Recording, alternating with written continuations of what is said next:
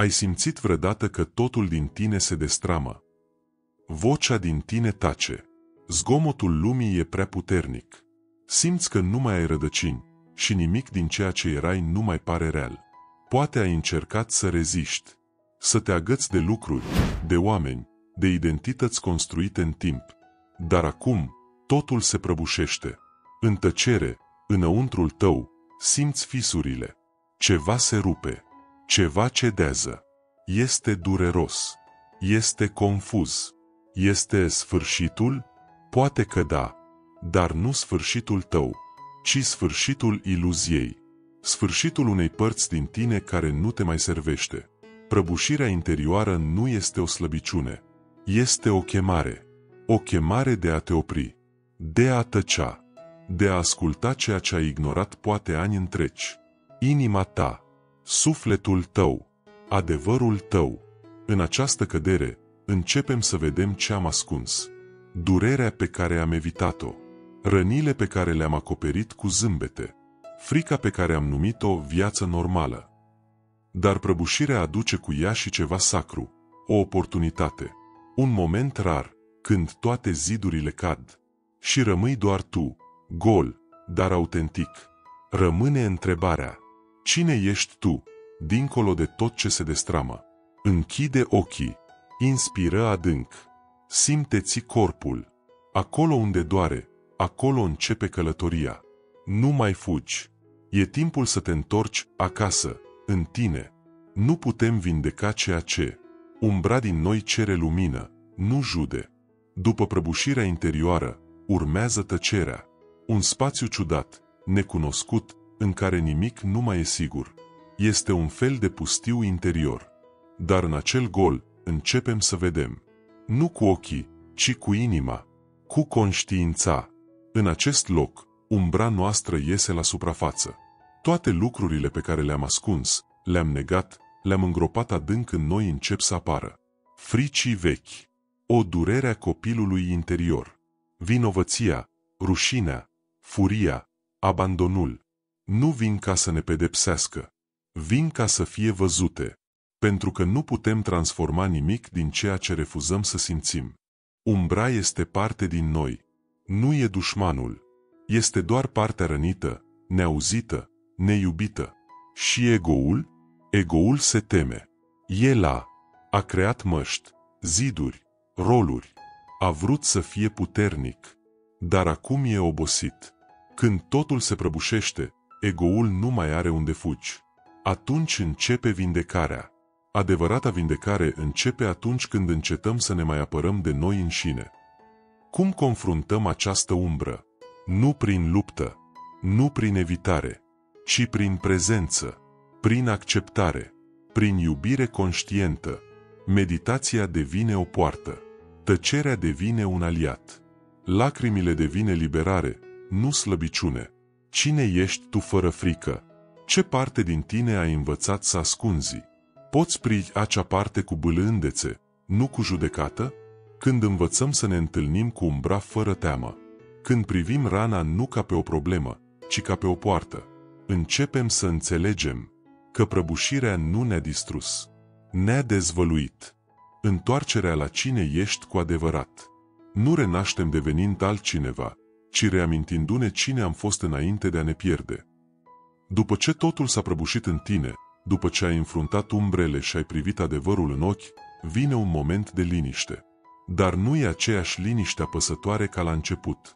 Este o liniște nouă, una care nu mai sperie. O liniște care nu înseamnă gol, ci spațiu. Spațiu pentru ceva nou. Spațiu pentru tine. Începe reconstrucția.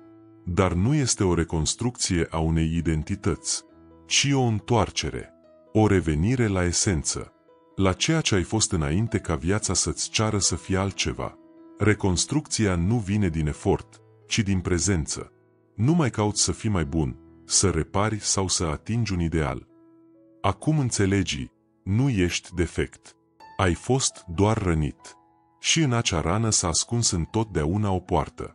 Reconstrucția începe prin gesturi mici, printr-o respirație conștientă, prin capacitatea de a sta cu tine, în liniște, prin curajul de a spune adevărul tău, chiar și cu voce tremurată. Prin iubire, nu față de ceilalți mai întâi, ci față de tine. Adevărata vindecare nu e zgomotoasă. Nu are spectacole. Se întâmplă în taină, în profunzime, acolo unde doar sufletul poate ajunge. Nu ai nevoie să devii altcineva. E suficient să-ți amintești cine ești, dincolo de teamă. Acum înceți să te miști diferit în lume. Nu din dorința de a demonstra ceva, ci din aliniere cu cine ești cu adevărat. Simți ce e autentic și ce nu. Ce hrănește sufletul tău și ce te golește. Devii conștient, mai puțin reactiv, mai prezent, mai viu. Nu este o victorie asupra vieții, este o pace cu viața. Întoarcerea la cine ești cu adevărat. Nu renaștem devenind altcineva, ci reamintindu-ne cine am fost înainte de a ne pierde. După ce totul s-a prăbușit în tine, după ce ai înfruntat umbrele și ai privit adevărul în ochi, vine un moment de liniște. Dar nu e aceeași liniște apăsătoare ca la început. Este o liniște nouă, una care nu mai sperie. O liniște care nu înseamnă gol, ci spațiu. Spațiu pentru ceva nou. Spațiu pentru tine. Începe reconstrucția. Dar nu este o reconstrucție a unei identități, ci o întoarcere. O revenire la esență. La ceea ce ai fost înainte ca viața să-ți ceară să fie altceva. Reconstrucția nu vine din efort, ci din prezență. Nu mai cauți să fii mai bun, să repari sau să atingi un ideal. Acum înțelegi, nu ești defect. Ai fost doar rănit. Și în acea rană s-a ascuns întotdeauna o poartă. Reconstrucția începe prin gesturi mici, printr-o respirație conștientă, prin capacitatea de a sta cu tine, în liniște, prin curajul de a spune adevărul tău, chiar și cu voce tremurată, prin iubire, nu față de ceilalți mai întâi, ci față de tine. Adevărata vindecare nu e zgomotoasă. Nu are spectacole. Se întâmplă în taină, în profunzime, acolo unde doar sufletul poate ajunge. Nu ai nevoie să devii altcineva. E suficient să-ți amintești cine ești, dincolo de teamă. Acum înceți să te miști diferit în lume. Nu din dorința de a demonstra ceva, ci din aliniere cu cine ești cu adevărat. Simți ce e autentic și ce nu. Ce hrănește sufletul tău și ce te golește. Devii conștient, mai puțin reactiv, mai prezent, mai viu. Nu este o victorie asupra vieții, este o pace cu viața.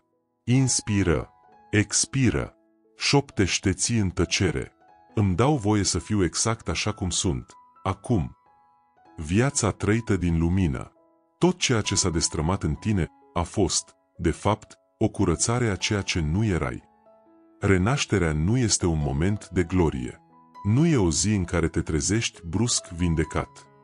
Este un proces tăcut, aproape invizibil pentru cei din jur, dar profund simțit de sufletul tău. Este clipa când nu te mai identifici cu durerea, când rana nu te mai definește, când nu mai ești povestea ta, ci prezența care o conține. Renașterea nu e o revenire la ceea ce ai fost, ci o așezare în ceea ce ești. Nu mai trăiești pentru a dovedi. Nu mai cauți să fii acceptat. Nu te mai compari. Înveți să-ți asculți intuiția. Să spui nu din iubire, nu din frică. Să stai cu emoțiile tale fără să le judeci. Să alegi ce e viu în tine, nu ce e corect pentru alții. Acum, prezența ta se schimbă. Devii mai liniștit, mai conștient, mai atent la ce contează cu adevărat. Nu ai devenit mai bun. Ai devenit mai tu. Lumină nu este ceva ce cauți. Este ceea ce rămâne când încetezi să te mai ascunzi. Renașterea este trăirea vieții cu sens, chiar și în cele mai simple lucruri. E recunoștința pentru respirație, pentru soare, pentru liniștea de a nu mai alerga. Este puterea de a ierta, dar și de a pune limite. Este bâlândețea cu care te porți cu tine atunci când cazi din nou. Este încrederea profundă că viața nu este împotriva ta, ci te invită acasă. Dacă ai ajuns până aici, nu e întâmplător. Ceva din tine s-a trezit. Poate că e fragil, poate că încă doare, dar e viu. Nu te mai întoarce în trecutul tău. Nu te mai micșora pentru a încăpea în versiuni vechi ale tale. Mergi mai departe, pas cu pas, respirație cu respirație, cu iubire, cu încredere, cu lumină.